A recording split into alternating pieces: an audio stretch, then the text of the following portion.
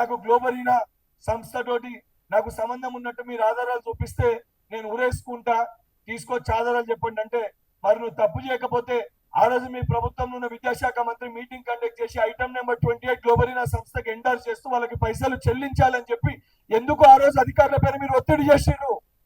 ఎందుకు ఆ రోజు అధికారులను మీరు డిమాండ్ చేసిర్రు? 100% నేను చెప్తున్నా, గ్లోబరీనా సంస్థతోటి, ఆ గ్లోబరీనా సంస్థలో ఉన్న రాజులతోటి, ఆ రాజుల భూములలో కల్వకుంట్ల తారక రామారావు ఫార్మ్ హౌస్ కట్టుకున్నది వాస్తవము. ఆ సంస్థకి నీకు లోపాయిక ఒప్పందాలు ఉన్నాయనే వాస్తవము. అందుకే మీ ప్రభుత్వం అధికారంలో ఉన్నప్పుడు ఆ సంస్థని అడుగడుగున ఎక్కడ ఇబ్బందులు ఎదుర్కొన్నా ఆ సంస్థ ఇబ్బంది పడకూడదు అని మీరు కాపాడిన మాట కూడా ముమ్మాటికి వాస్తవము.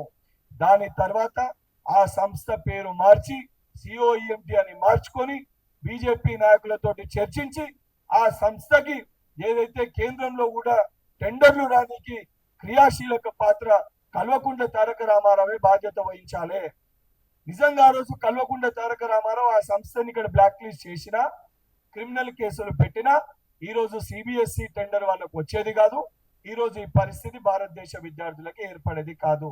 దానికి ముమ్మాటికి కల్వకుంట్ల తారక రామారావే దీన్ని ప్రోత్సహించి ఎక్కడైతే ఈడ లీకులతో ఏ రకంగా అయితే సంబంధం ఉందో సేమ్ అదే రకంగా ధర్మేంద్ర ప్రధాన్ తోటి కూడా సాటుగా కలిసి ఇది నా సంస్థ అని చెప్పి బీజేపీకి మీకు ఉన్న లోపాయిక ఒప్పందాలతోటి మీరు కలిసి ఈ సంస్థకి టెండర్ ని కట్టబెట్టినవు. ఈరోజు భారతీయ జనతా పార్టీ పైన మాట్లాడే ఒక ధైర్యం మీకు లేదు. మీ చెల్లె జైల్లో ఉన్నప్పుడు మీ చెల్లె బెయిల్ కోసము మీ చెల్లె బయటికి రానికి ఏ రకంగా నువ్వు భారతీయ జనతా పార్టీ నాయకులు ఇంటి చుట్టూ తిరిగినావో, వాళ్ళ కాళ్ళ పట్టుకున్నావో యావత్ తెలంగాణ ప్రజానీకానికి తెలుసు.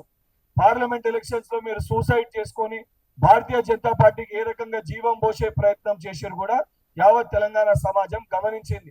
భారతీయ జనతా పార్టీ ఏ రకంగా ఈరోజు కాళేశ్వరం ఈ కేసులన్నీ కూడా కేంద్రానికి సిబిఐ కప్పచెప్పినా ఎందుకు మీ పైన చర్యలు చేపడతలేవో అది చాలా క్లియర్ కట్ గా తెలంగాణ ప్రజలన్నింటినీ కూడా గమనిస్తున్నారు.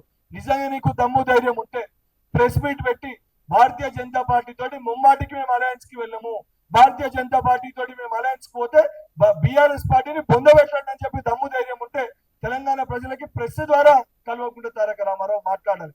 100% భారతీయ జనతా పార్టీ ఈ రోజు డిఫెన్స్ లో ఉంది కాబట్టి తెలంగాణ రాష్ట్రంలో ఇష్యూని డైవర్ట్ చేయడానికి ఇక్కడున్న కాంగ్రెస్ పార్టీ పైన ఏదైతే ఇక్కడ ఉన్న విద్యార్థులని నిరుద్యోగులని రెచ్చగొడితే ఇండైరెక్ట్ గా భారతీయ జనతా పార్టీకి అది లాభం చేకూరుస్తుందని చెప్పి కల్వకుంట్ల తారక రామారావు గత 10 రోజులుగా నిరుద్యోగుల సభ గాని సరూర్ నగర్ లో ఇవాళ జరిగిన దీక్ష గాని ఈ అంశాలని లేవనెత్తుతున్నట్టు చాలా క్లియర్ కట్ గా కనబడుతుంది.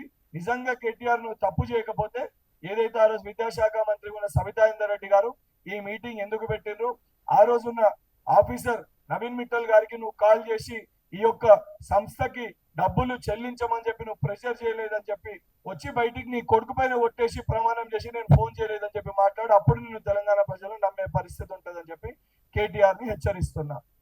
Subscribe us and press the bell icon for more interesting updates.